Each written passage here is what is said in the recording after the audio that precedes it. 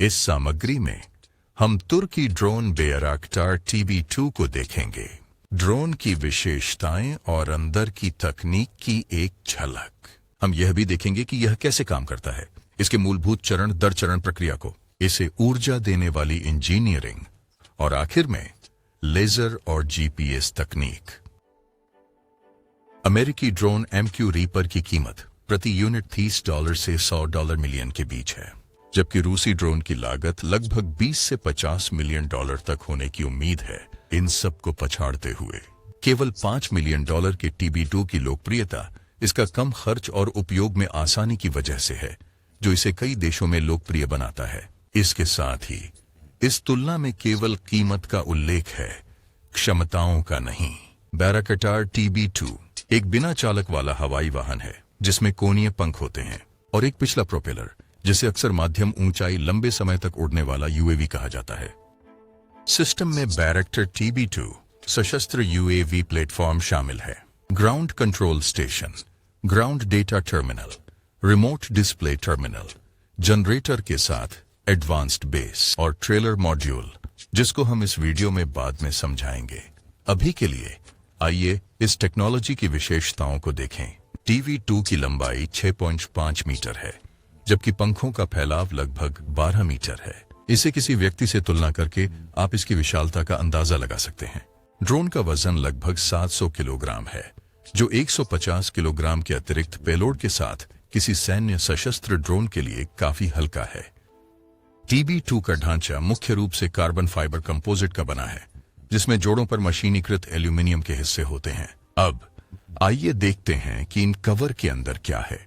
यह TB2 का power distribution system है, जो सभी अन्य एवियोनिक्स को पावर सप्लाई करता है और उनके स्थिति नियंत्रकों और बैटरियों की भी जांच करता है। अब ये मिशन कंट्रोल की कई संचार सुविधाएं हैं जो कनेक्टेड एवियोनिक्स के लिए जिम्मेदार हैं और पेलोड संचालन सुनिश्चित करती हैं। यह TB2 उड़ान नियंत्रण प्रणाली का मस्तिष्क है, जो एक मानव रहित हवाई वाहन प्लेटफॉर्म का सबसे महत्वपूर्ण घटक है। चलते हैं पीछे। यहाँ है रोटैक्स 912 इंजन। दिलचस्प है कि यह एक नागरिक विमान प्रौद्योगिकी से लिया गया है। एक 4 स्ट्रोक पिस्टन इंजन जिसमें 4 लिक्विड और एयर कूल्ड सिलेंडर हैं। यह इंजन ड्रोन को 25,000 फीट की अधिकतम ऊंचाई पर 120 नॉट्स की रफ्तार देगा। इसकी रेंज 150 किलोमीटर से अधिक है और लगातार 25 घंटे तक काम कर सकती है। सारी शक्ति इन ब्लैडर टैंकों से पंखों पर आ रही है। रबड़ और प्लास्टिक से बने फ्यूल ब्लैडर्स में विभिन्न जलवायु परिस्थितियों के प्रति उत्कृष्ट प्रतिरोध होता है। अब देखते हैं कि यह मासूम दिखने वाला UAV बजट के साथ एक शक्ति गुणक कैसे बनता है। यह 4 GPS या लेजर गाइडेड बम ले जा सकता है। यह है MML लेजर गाइडेड बम, जिसकी रेंज 15 किलोमीटर है।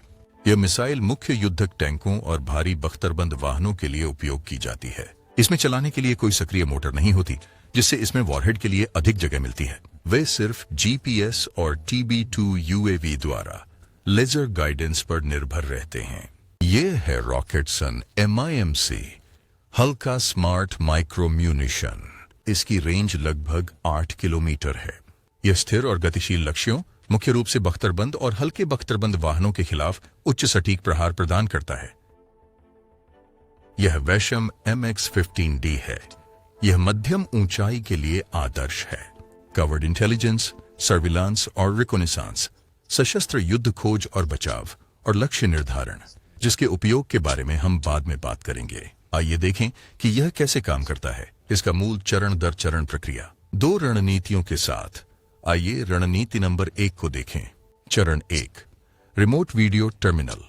इसे युद्ध क्षेत्र के करीब और लक्ष्य को लेजर द्वारा निर्दिष्ट करते हुए सैनिक द्वारा ले जाया जाता है। स्टेप 2, अग्रिम आधार डेटा और लक्ष्य सैनिक से प्राप्त होता है। चरण 3, ग्राउंड कंट्रोल स्टेशन, जिसे एक पायलट, पेलोड ऑपरेटर और मिशन कमांडर द्वारा संचालित किया जा रहा है। यह मुख्य नियंत्रण केंद्र है जो TB2 को लक्ष्य पर हमला करने या उसे रद्द करने का निर्देश देता है। स्टेप 4, ग्राउंड कंट्रोल स्टेशन से कोई भी आदेश ग्राउंड डेटा टर्मिनल के माध्यम से जाता है। चरण 5, कमांड मिलने के बाद बेयरक्तार TB2 प्लेटफॉर्म हथियार छोड़ देगा, जो एक GPS गाइडेड बम है। फिर से यह रणनीति नंबर 2 के लिए उल्टा हो सकता है। TV2 ड्रोन स्टेप 1 हो सकता है। इसके बाद स्टेप 2 है, जो एक ग्राउंड कंट्रोल स्टेशन है। फिर तीसरा चरण होता है, जो कि लेजर गाइडेड बम या जीपीएस गाइडेड हथियार को छोड़ना होता है। मूविंग टारगेट्स के लिए लेजर गाइडेड बम का उपयोग करना बेहतर होता है। अब देखते हैं कि यह कैसे काम करता है।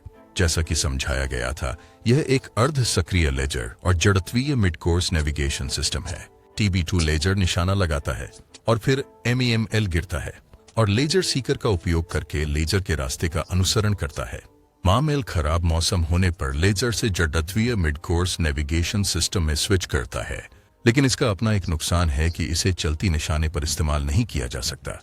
यह विशाल बंकरों के लिए सबसे अच्छा काम करता है। और कमांड पोस्ट। तब तक इस $30 मिलियन के MQ-9 रीपर ड्रोन पर नजर रखें। जैसे कि रूसी कोएक्सियल हेलीकॉप्टर और अमेरिकी अपाचे हेलीकॉप्टर। ऐसा और कंटेंट पाने के लिए लाइक और सब्सक्राइब बटन दबाकर हमारी मदद करें।